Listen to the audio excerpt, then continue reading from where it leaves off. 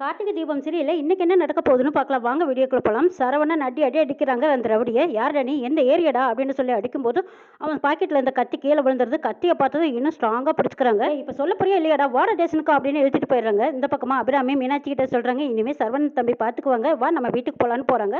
அந்த ஆள் அப்படி இருந்தும் சரவணன்கிட்ட திமிரிக்கிட்டு போய் தப்பிச்சு ஓடிட்டான். பின்னாடியே துரத்தி பிடிக்கிறாங்க. அப்பவும் முடியல, ஓடி போய் ஒரு பக்கமாக ஒளிஞ்சுக்கிட்டான். ஒளிஞ்சதுக்கு அப்புறமா அச்சே என்னது இந்த பக்கம் தானே ஓடி வந்தான், எங்கே போனனே தெரியலையேன்னு சரவணுக்கே தண்ணி கட்டிட்டான் அந்த டவுடி. வீரா ரம்யாவுக்கு ஃபோன் பண்ணுறாங்க. என்ன வீரா வெளியூர் போறக்கு ரெடி ஆகிட்டேன்னு கேட்குறாங்க.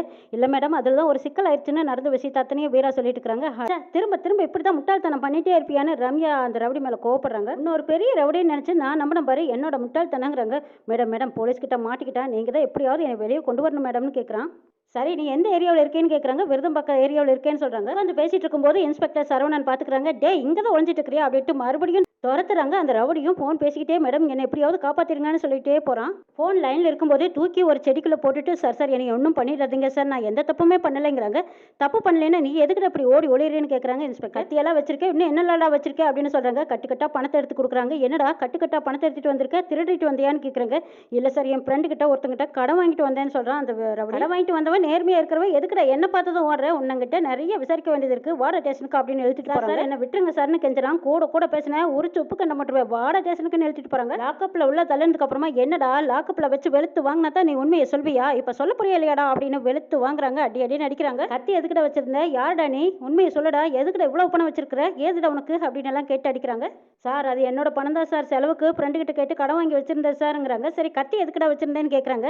அது சும்மா தான் சார், என்னோட பாதுகாப்புக்கு தான் வச்சிருந்தேங்கிறாங்க. உண்மையை சொல்ல போறியா இல்லையாடா, பொய்யாடா சொல்ற, போலீஸ்கிட்டே போய் சொல்வியா அப்படின்னு சொல்லிட்டு மறுபடியும் வெளுத்து வாங்குறாங்க. 10 நிமிஷம் உனக்கு டைம் கொடுக்குறேன், நான் போயிட்டு உள்ள வரும்போது என்கிட்ட உண்மையெல்லாம் சொல்லிடணும், அப்படி சொல்லலைன்னா லாக்கப்லேயே வச்சு உன்னை கொளுத்திடுவேன்னு சொல்லிட்டு போறாங்க. கார்த்தி ஸ்டேஷனுக்கு வந்திருக்காங்க. அவங்க லேப்ல வாங்கின அந்த ரிசல்ட்டையும் எடுத்துட்டு வந்திருக்காங்க. வாங்க கார்த்தி வாங்க உட்காருங்கன்னு கூப்பிட்றாங்க சரவணன். உங்ககிட்ட ஒரு சின்ன ஹெல்ப் தான் கேட்டு வந்திருக்கேங்கிறாங்க. சொல்லுங்க கார்த்தி என்ன ஹெல்ப் வேணும்னு கேட்குறாங்க. 2-3 நாளைக்கு முன்னாடி தீபா கிட்ட ஒரு ரவுடி பிரச்சனை பண்ணியிருக்கான். அவன் கையில் கத்தி வச்சிருந்திருக்கான். அவங்ககிட்ட இருந்து தப்பிச்சு போகும்போது காரில் ஆக்சிடென்ட் ஆயிடுச்சு, கையில் அடிபட்டுருச்சு.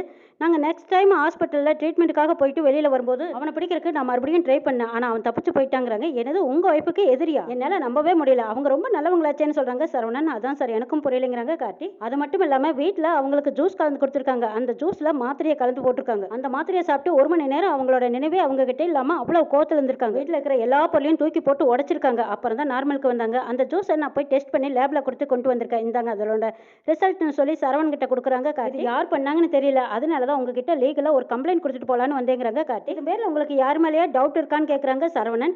எங்கள் அண்ணி ஐஸ்வர்யா மேலேயும் டவுட் இருக்குது, எங்கள் வீட்டில் ரியான்னு ஒருத்தர் இருக்காங்க, அவங்க பேர்லையும் எனக்கு டவுட் இருக்குங்கிறாங்க. எதையுமே என்னால் கன்ஃபார்மாக சொல்ல முடியல, அதனால தான் ஒரு டவுட் இருந்ததுனால தான் சரி உங்ககிட்ட ஒரு கம்ப்ளைண்ட் கொடுத்துட்டு போகலான்னு வந்திருக்கேங்கிறாங்க. நீங்கள் சொன்ன மாதிரியே ஒரு சின்ன ஆக்சிடென்ட் ஒன்று உங்கள் அம்மாக்கிட்டையும் அன்னிக்கிட்டையுமே நடந்திருக்கு இன்னைக்கு அப்படிங்கிறாங்க சரவணன். என்ன சொல்கிறீங்கன்னு கேட்குறாங்க. ஏதாச்சும் அந்த இடத்துக்கு நானும் போனேன், அவனை விசாரிக்கும் போது அவன் கையில் கத்தி வச்சிருந்தான். இப்போ தான் அவனை அரெஸ்ட் பண்ணி லாக்கப்பில் வச்சிருக்கேன். நீங்கள் சொல்கிறதுக்கு இதுக்கு சம்மந்தம் இருக்க மாதிரி இருக்குது, நீங்கள் வந்து அவனை அடையாளம் காட்ட முடியுமான்னு இன்ஸ்பெக்டர் கேட்குறாங்க. சரி நான் பார்க்குறேங்கிறாங்க கார்த்தி. சார் இது எப்போ நடந்ததுன்னு கேட்குறாங்க. இன்னைக்கு காலையில் தான், வாங்க பார்க்கலான்னு கூட்டிகிட்டு போகிறாங்க. ரவுடி குத்த வச்சு தலையை குனிஞ்சு வந்துக்கிட்டான். கார்த்தி பார்த்ததும் அடையாளம் கண்டுக்கிட்டாங்க. தீபா சொன்ன நபர் இவனே தான் சார் அப்படின்னு அடையாளம் சொல்றாங்க. கார்த்தி ஏண்டா கொஞ்ச நேரத்துக்கு முன்னாடி யோகிய மாதிரி பேசினேன், இவங்களோட ஒய்ஃபை கத்தியால குத்த வந்திருக்கேன், எதுக்குடா அப்படி பண்ணினா? அவங்க ஒய்ஃப் எல்லாம் கத்தியால குத்த வரல, ஏதோ தெரியாம மோதிட்டாங்க, என்னைய மரியாதை இல்லாம பேசிட்டான், நான் சும்மா கத்தி எடுத்து மிரட்டினேன் சார், நான் கொல்ல வரேன்னு நினைச்சுக்கிட்டு அவங்களா ஓடி போய் கார்ல ஆக்சிடென்ட் ஆயிட்டாங்கன்னு சொல்றான். அதை இவங்க கிட்ட தப்பா சொல்லிட்டாங்க போல இருக்கு, அதான் என்ன தப்பா நினைச்சுக்கிட்டு இருக்கிறாருன்னு சொல்றான் ரவுடி. எங்க அண்ணி மேலையும் தெரியாம தான் மோதினியா சார், இவன் போய் பேசுறான்னு சொல்றாங்க. கார்த்தி இப்போ மரியாதையா நீ சொல்ல போறியா இல்லையா அப்படின்னு மிரட்டிட்டு இருக்கும்போது அந்த பக்கம் திரும்பி பார்க்குறாங்க. ரம்யா உள்ள வராங்க. இருங்க வரேன்னு சொல்லிட்டு சரவணன் போறாங்க. சரவணனுக்கு பின்னாடியே கார்த்தியும் போய் ரம்யா கிட்ட கேட்குறாங்க, எதுக்கு ஸ்டேஷனுக்கு வந்திருக்கீங்க, ஏதாவது பிரச்சனையான்னு கேட்குறாங்க. கார்த்தி அதெல்லாம் ஒன்றும் இல்லை, நான் ஆஃபீஸ்லேருந்து வீட்டுக்கு வரும்போது ஒரு ரவுடி பையன் கத்தி வச்சு என்னை மிரட்டிட்டு தகராறு பண்ணிட்டு இருந்தான், அவங்ககிட்ட இருந்து தப்பிச்சு வந்து கம்ப்ளைண்ட் பண்ணலான்னு வந்தேன். உங்ககிட்ட தகராறு பண்ணது அந்த லாக்கப்பில் இருக்கிறானே அவனான்னு பாருங்கன்னு சொல்கிறாங்க இன்ஸ்பெக்டர்.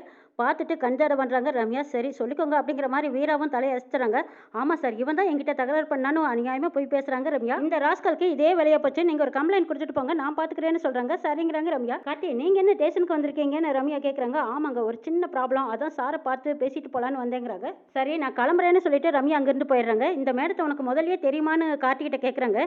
எனக்கு தெரிஞ்சவங்க தாங்கிறாங்க. இவங்க சொல்றத பார்த்தா இந்த ராஸ்கலுக்கு இதே வேலையா இருக்கும் போல இருக்கு. போறவங்க வரவங்க கிட்டயெல்லாம் கத்தி காட்டி மிரட்டிட்டு இருக்காங்கிறாங்க. ஒய்ஃப் தீபாவையும் இப்படித்தான் மிரட்டியிருப்பான் போல இருக்கு. தீபாவை கொல்றதுக்கு எந்த ஒரு மோட்டிவும் கிடையாது. சும்மா கத்தியை காட்டி வழிப்பறி பண்றதே இவன் வேலையா இருக்கும் போல இருக்கு. சரி கார்த்தி, இவனை விடுங்க. அந்த ஜூஸ்ல யார் என்ன மாத்திரையை கலந்தாங்கன்னு கண்டுபிடிச்சிட்டோம்னா அவங்களுக்கு பின்னாடி யாரெல்லாம் இருக்காங்கன்னு நம்ம ஈஸியாக கண்டுபிடிச்சிடலாங்கிறாங்க இன்ஸ்பெக்டர். சரி சார், உங்களுக்கு ஏதாவது தகவல் கிடைச்சா என்ன கூப்பிடுங்கன்னு சொல்றாங்க கார்த்தி. சரி, உங்களுக்கு ஏதாவது இன்ஃபர்மேஷன் கிடைச்சா என்ன கான்டாக்ட் பண்ணுங்கன்னு சொல்றாங்க இன்ஸ்பெக்டர். 2 பேரும் சொல்லிட்டு சரின்னு கார்த்தி வராது. ரம்யும் மீனாட்சியும் ரம்யா வீட்டுக்கு வந்துட்டாங்க. வந்ததும் இதுதான் அம்மா வீடாங்கிறாங்க. ஆமா, இதுதான் அம்மா வீடுன்னு தீபா சொன்னான்னு சொல்றாங்க மீனாட்சி. சரி இரு அப்படின்னு சொல்லிட்டு கார்த்திக்கு ஃபோன் அடிக்கிறாங்க. அப்புறம் ஃபோன் பண்ணனதும் அம்மா எதுக்கு ஃபோன் பண்றாங்கன்னு சொல்லிட்டு கார்த்தி ஃபோன் அட்டன் பண்றாங்க.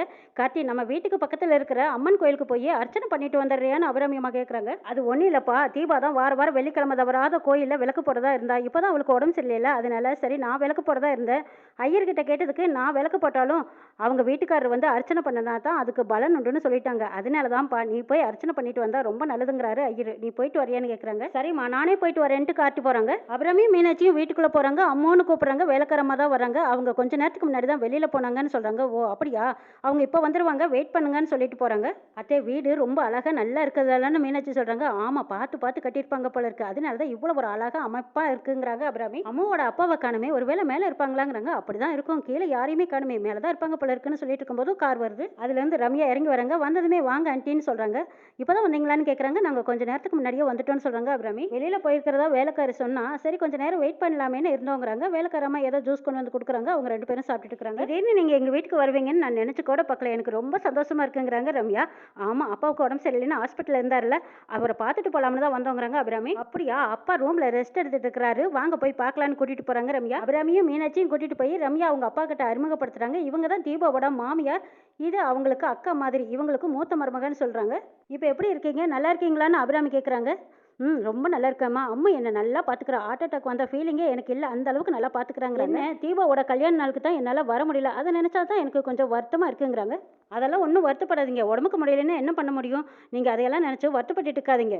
உங்கள் மருமக தீபாவை பார்த்ததுக்கு அப்புறம் தான் அம்மாக்கிட்ட நிறைய மாற்றத்தை நான் உணர்ந்தேன். எப்போவுமே பிஸ்னஸ்னே இருக்கிறவ இப்போ தான் நிறைய மாற்றங்களோட நிறைய புரிஞ்சுக்கிட்டா. என் கூட பேசுறக்கே நேரம் இல்லாமல் ஓடிக்கிட்டு இருந்தவ இப்போ நிறைய நேரம் அதுக்காகவே ஒதுக்கி என்கிட்ட பேசிட்டு, என்கிட்ட அக்கறையாகவும் நடந்துக்கிறா, லேபர்ஸ்கிட்டையும் தன்மையாகவும் நடந்துக்கிறா. நீங்களே இவகிட்ட அம்மா மாதிரி பாசம் காட்டுறீங்கன்னு ரொம்ப சொல்லி சந்தோஷப்படுவா. இவ இந்த அளவுக்கு மாறினதுக்கு காரணமே தீபாவும் உங்கள் குடும்பம் தான். இதுக்கு நான் உங்களுக்கு நன்றி சொல்லியே ஆகணும்னு சொல்லி விஸ்வநாதன் கையெடுத்து கும்பிடுறாங்க. அம்மாவையும் எங்கள் பொண்ணு மாதிரி தாங்க பார்க்குறோம், அவள் எப்போ வேணாலும் எங்கள் வீட்டுக்கு வரலாம், சந்தோஷமா இருக்கலாம்னு நான் ஏற்கனவே சொல்லியிருக்கேன். நீங்கள் கூட அவசியமா எங்க வீட்டுக்கு ஒரு தடவை கண்டிப்பா வரணுங்கிறாங்க. உடம்பு சரியானதும் கண்டிப்பா வரமாங்கிறாங்க விஸ்வநாதன். என் பொண்ணை கம்ப்ளீட்டா மாத்தின உங்க குடும்பத்தை நான் மீட் பண்ணியே ஆகணுங்கிறாங்க. அம்மா உங்களுக்கு ஒரு விஷயம் தெரியுமாங்கிறாங்க. என்னங்க அப்படின்னு கேட்குறாங்க அபிராமி. அம்மா உங்க வீட்டுக்கு மருமகளா வந்திருக்க வேண்டியவ, ஒரு சின்ன மிஸ் அண்டர்ஸ்டாண்டிங் நடந்து போச்சுங்கிறாங்க. என்ன சொல்றீங்க, அம்மா எங்க வீட்டுக்கு மருமகளா வர வேண்டியவளா, நீங்க சொல்றது எனக்கு ஒன்றும் புரியலைங்கிறாங்க அபிராமி.